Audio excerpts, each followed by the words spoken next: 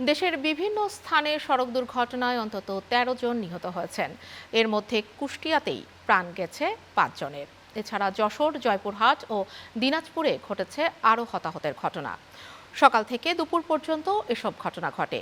প্রতিনিধিদের পাঠানো তথ্যচিত্রে desk report.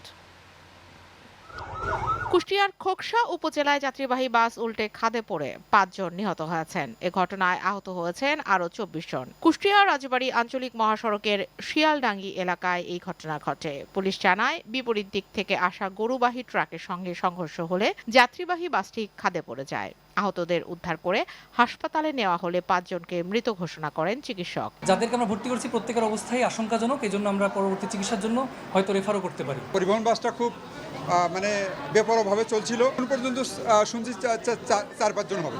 দিনাজপুরের ঘোড়াঘাটে ট্রাক ও মোটর সাইকেলের মুখোমুখি সংঘর্ষে ৩ জন নিহত হয়েছেন।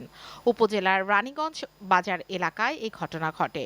পুলিশ জানায়, ঘটনাস্থলেই একজন নিহত হন। আহত অপর দুজনকে উদ্ধার করে হাসপাতালে নেয়ার পথে আরও একজনের মৃত্যু হয়। যশোরে একটি কাভার্ড ভ্যান, ইজি বাইক ও অপর একটি যানের ত্রিমুখী সংঘর্ষে এক শিশুসহ ৪ জন নিহত হয়েছেন। এ ঘটনায় আহত হয়েছেন আরও একজন। দুর্ঘটনার পর বিক্ষুব্ধ জনতা ঘাতক কাভার্ড ভ্যানটির চালককে আটক করে যানটিতে আগুন ধরিয়ে দেয় এবং মহাসড়ক অবরোধ করে। জয়পুরহাটে ট্রাকের চাপায় মাহফুজুল ইসলাম মাফু নামে এক এনজিও কর্মী নিহত হয়েছেন। শহরের শিল্পকলা এলাকায় এই ঘটনা ঘটে।